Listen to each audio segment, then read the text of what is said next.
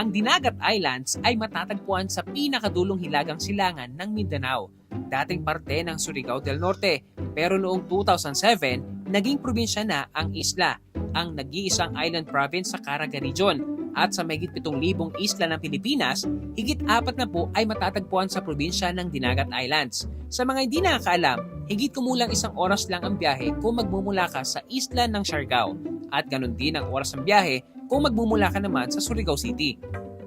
Ito nga ang unang beses kong mararating ang probinsya. Wala akong masyadong ideya sa mga dadatnan doon. Kaya naman sobrang nakaka-excite ang mga bagong adventure at destinations na masusubukan dito. Nahahati ang isla sa 7 munisipalidad at ang aming tutuluyan sa dulong bahagi ng Dinagat Islands, ang bayan ng Loreto. It's my first time in Dinagat. Ang aming tinutulayan ay under ng LGU na kung saan tuluyan din ng mga bisita at maging ng mga turista na gustong pumunta sa bayan ng Loreto. Sa lokasyon ng aming accommodation din matatagpuan ang isa sa mga landing marker ni Douglas MacArthur. Bago pa sa Leyte, ay dumaan muna siya ng Dinagat Islands.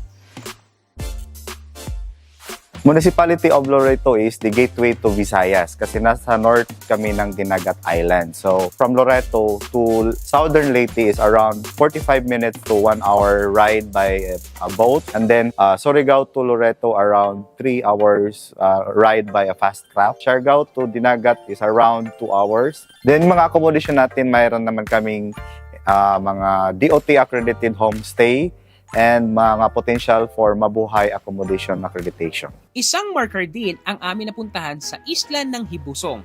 Grabe, ganda.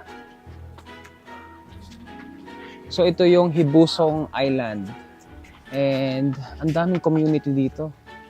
Mamaya itutour namin kayo dito sa isla.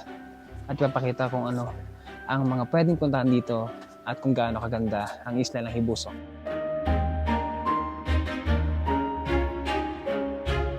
Isa naman ito sa palatandaan at pag-alala sa isa sa mga lugar na pinuntahan ni Ferdinand Magellan.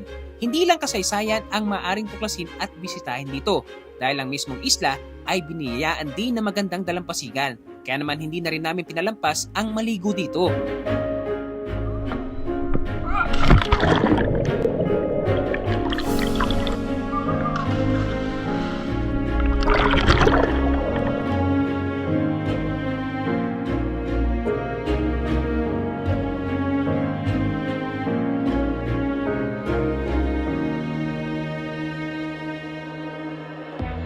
Ang sunod na aming pinuntahan ay ang Blue Lagoon. Ito naman ang isa sa mga sikat at dinadayong lugar ng mga turista.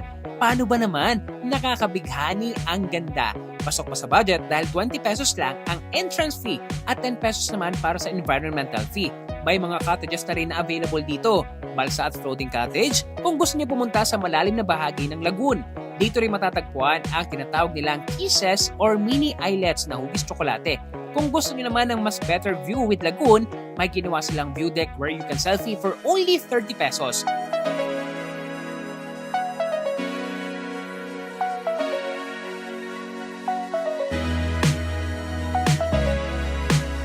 Huwag niyo na rin kalimutang magdala ng sarili niyong pagkain. Basta bring your own trash back to the mainland.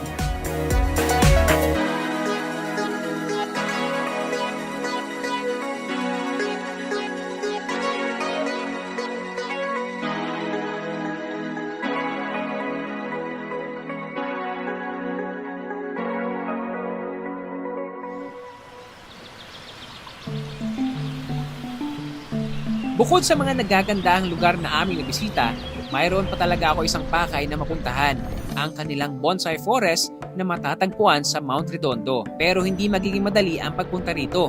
Kinakailangan ng mga sasakyan na kakayanin ang mga batuhan, malalalim at mga delikadong daan tulad ng bangin.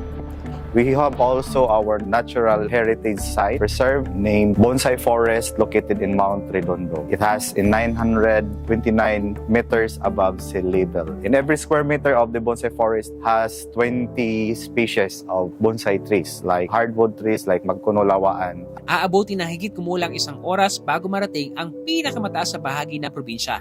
Ang bonsai forest na ito matatagpuan sa Mount Redondo, sa Barangay Campinlao sa bayan ng Loreto. Ito ang pangalawa sa pinakamalaking bonsai forest sa bansa na sumunod sa Mount Hamigitan.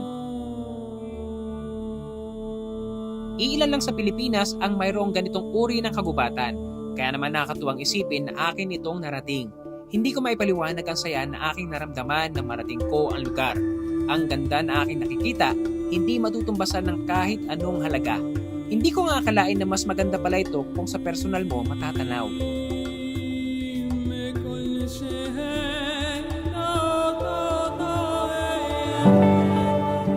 Sa maiksing pagbisita ko sa probinsya ng Dinagat Islands, isa lang ang aking napagtanto.